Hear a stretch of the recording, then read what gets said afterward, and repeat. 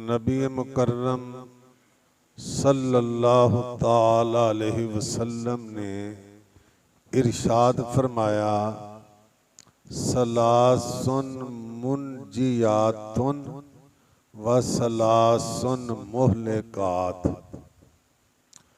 तीन चीज़ें नजात देने वाली हैं और तीन चीज़ें हलाक करने वाली। फ़अम्मल मुनजियातो फ़तक़वल्लाहि फ़िस्सिर्रि वल एलान।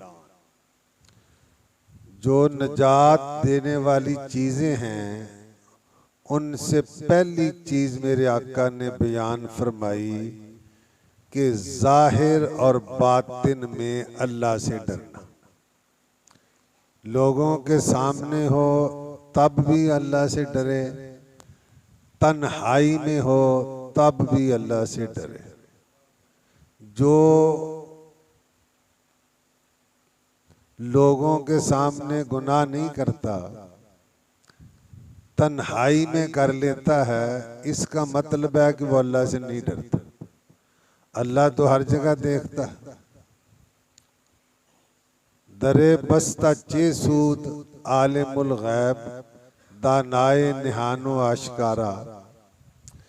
कि बंदा कोई दरवाज़ा बंद करके गुनाह करता है तो क्या फ़ायदा है कि वो आशकार को भी जानता है, निहा को भी जानता है, ज़ाहिर को भी जानता है, बातिन को भी जानता है।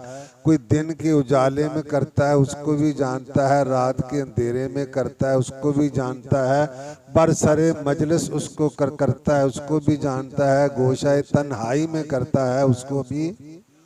तो लिहाजा ये बुनियादी बात है कि अल्लाह का डर होगा सही मानों में तो बंदा गुनाह नहीं करे। और देखिए मेरे आका ने फरमाया, अल्लाह बंदे पर दो डर मुसल्लत नहीं करता।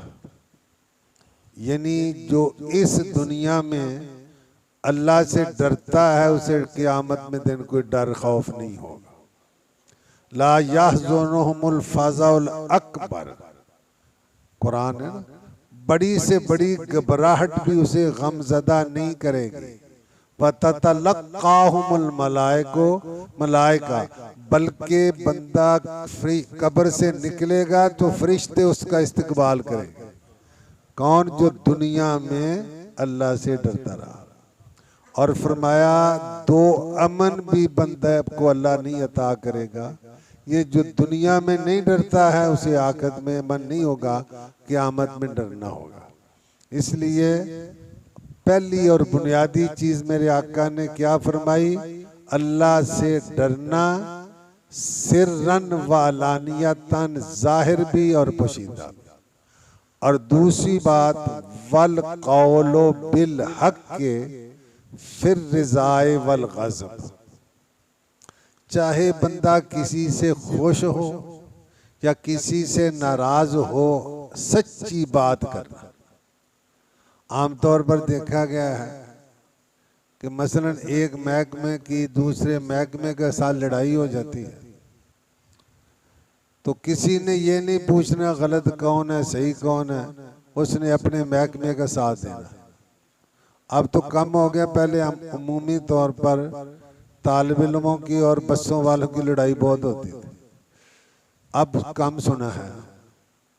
तो जो बस वाला है उसने ये नहीं देखना कि बस वाले का कसूर है, उसने बस वाले का साथ देना है। तालिब इल्मों ने ये नहीं देखना कि हमारे तालिब इल्म का कसूर है, उसने तो अल्लाह के महबूब ने फरमाया कि कौलुल हक के फिर रिज़ाए वल गज़ब, कि चाहे बंदा खुशी की हालत में हो गुस्से की हालत में हो वो सही बात करे। वलो काना ज़ा कुर्बा, अगरचे रिश्तेदार के खिलाफ जाती हो, बल्कि एक अविल वालिदैन वल अक़रबीना, माँ बाप के खिलाफ जाती हो, रिश्तेदारों के खिलाफ जाती हो, बल्कि खुद अपनी ज़ात के खिलाफ जाती हो, तो जो हक बात करता है वो निजात पा जाएगा। आमतौर पर गुस्से में आकर बंदा जज्बात बेकाबू हो जाते हैं, आउट ऑफ कंट्रोल हो जाता है, तो फिर वो बातें करता है, बाद में पछताता है।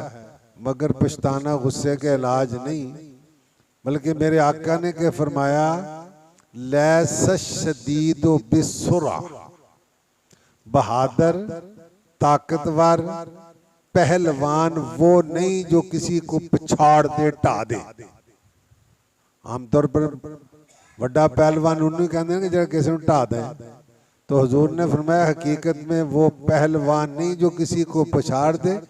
इन्नमा शदीदुल्लज़ी यमलिकु नफ्सहु इंदल ग़ज़ब, पहलवान और ताकतवर वो है जो गुस्से के वक्त अपने आप को काबू में रखता है, कोई ऐसा काम नहीं करता जिससे अल्लाह रसूल ने मना किया। जफर आदमी उसको न जानियो, सारा कुछ है पर बंदा नहीं, सारा कुछ है, कौन बना? जफर आदमी उसको न जानियो, खा वो कैसा ही हो, साहब फहमो ज़का, कितना ही अक्लमंद हो पर बंदा नहीं। जफर आदमी उसको न जानियो, खा वो कैसा ही हो, साहब फहमो ज़का, ऐश में जिसे याद खुदा न रही, तैश में जिसे खौफ खुदा न रहा। ऐश में जिसे खौफे, ऐश में जिसे याद खुदा न रही, उन चलो बात है तो मौजू से अलग, उन शादी के मौके पर न जो नमाजें पढ़ते हैं वो भी नहीं पढ़ते। हालांकि शादी जो निकाह अल्लाह की बहुत बड़ी नेमत है, तो उसका शुक्र कहा करके उसकी ज्यादा इबादत करनी चाहिए। और जो जुमे में रख ले जाते हैं वो जुमा ही खा जाते हैं, जो 8 दिन जुमा पढ़ते हो भी नहीं जुमा पढ़ सकते। तो जफर आदमी उसको न जानियो, खा वो कैसा ही हो, साहब फहमो ज़का, ऐश में जिसे याद खुदा न रही, तैश में जिसे खौफ खुदा न रहा। तो फरमाया कि दूसरी चीज बचाने वाली क्या है, खुशी और गुस्से में हक बात करना। चाहे किसी से नाराज है तब भी सही बात करे, किसी से राजी है तब भी, ये नहीं जितने गुस्से है तो उन्हें गलत बयानी करके उसको नुकसान पहुंचाए, किसी से खुश है उससे गलत बयानी करके फायदा पहुंचाए, तो ये दोनों बातें गलत है। और तीसरी बात फरमाया, अल कसदो फिल फक्र वल गिना। हजूर आदाब जिंदगी भी बताते हैं, आदाब बंदगी भी बताते हैं। हजूर ने सिर्फ इबादत का नहीं बल्कि जिंदगी के तमाम मामलात का बताया है। फरमाया कि चाहे बंदा अमीर हो चाहे गरीब हो तो वो मियाना रवि से काम ले। अल कसदो मियाना रवि से काम लेना, फिल फक्र फक्र में भी, वल गिना और गिना में। और अल्लाह ने कुरान हकीम में अपने बंदों की सिफ्त ये बयान की है, वल्लज़ीना इज़ा अनफ़क़ू लम युस्रिफू व लम यक़तुरू व काना बैन ज़ालिका क़वामा। जब वो खर्च करते हैं ना कंजूसी करते हैं, ना इसराफ और फजूल खर्ची करते हैं, दरमियान में रहते हैं। बल्कि मेरे आका ने फरमाया, मा आला मनिक तसदा, जो मियाना रवि से काम लेता है वो मोहताज नहीं होता। मा आला नहीं मोहताज होता, मनिक तसदा जो मियाना रवि से काम। तो आदमी को अपने आमदनी और खर्च में तवाजुन कायम रखना चाहिए। देखो ना, अगर किसी की आमदनी बिल फर्ज 10,000 है, वो खर्च 11,000 करेगा तो कहां से ले? फ्रॉड करेगा, उधार लेगा, बार बार झूठ बोलेगा। तो आदमी को अपनी आमदनी के मुताबिक खर्च करना चाहिए। अपनी जरूरियात को बंदा समेट ले। घर से बहुत महंगाई है, आप सबको पता है, मगर आदमी को कभी भी चादर से ज़्यादा पाँव नहीं फैलाने चाहिए।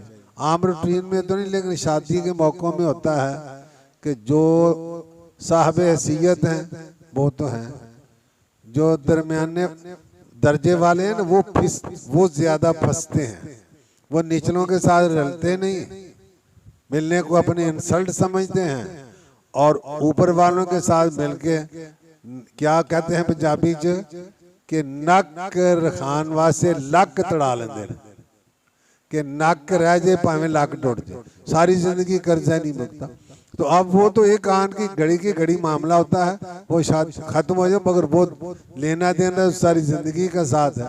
तो फरमाया कि अल कसदो फिल फक्र वल गिना, हाँ नेकी, एक बुजुर्ग ना वो बहुत ज्यादा खर्च करते थे। किसी ने कहा कि ला खैरा फिल इसराफ, ला खैरा के फजूल खर्ची में कोई भलाई नहीं है। उन्होंने उसे उल्ट दिया, ला इसराफा फिल खैर, नेकी के काम में फजूल खर्ची होती नहीं है।